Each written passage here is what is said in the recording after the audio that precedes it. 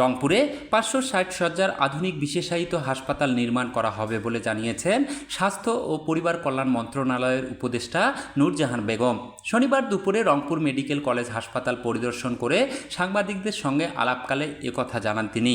এ সময় তিনি আরও জানান, কিডনি, ক্যান্সার ও হৃদরোগের চিকিৎসায় নির্দিষ্ট করে নির্মাণ হতে যাওয়া এই হাসপাতালের জন্য বাজেট ইতিমধ্যেই অনুমোদন করা হয়েছে।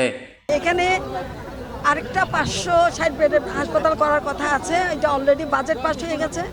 সেটা হলো যাদের হৃদরোগ, তারপর হলো কিডনি, তারপর হলো ক্যান্সার, এই তিনটাকে একসাথে করে একটা হাসপাতাল, এটার বাজেট পাস হয়ে গেছে। আমরা আশা করি এটা আমরা না পারলে পরবর্তী সরকার এসে এটা কাজ শুরু করতে পারবে।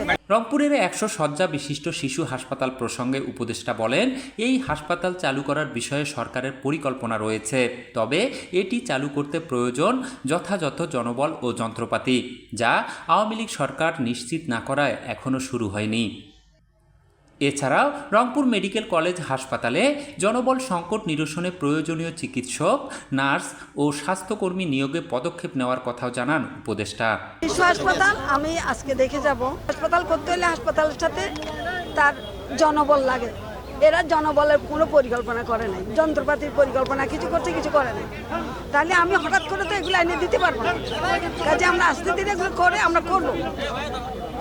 আমরা এটাকে অ্যাবান্ডন রাখবো না। আমরা এটাকে আমি ফিরে গিয়ে দেখি কতদূর কী করতে পারি, কিন্তু আমাদের মাথায় আছে, এটা আমি আগেও জানতাম, এটাকে আমরা যাতে সক্ষমতা আছে সেইটা আমরা করতে। আমিও দেখলাম, আপনারাও দেখছেন, ডাক্তার নাই, নার্স নাই, টেকনোলজিস্ট নাই, হাসপাতালের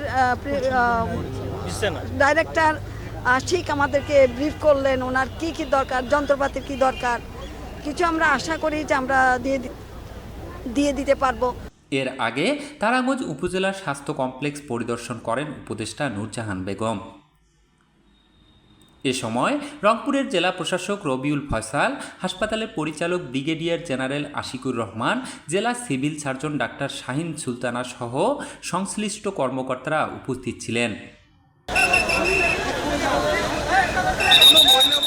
জুলফিকার জুয়েল, বানোর আলো, রংপুর।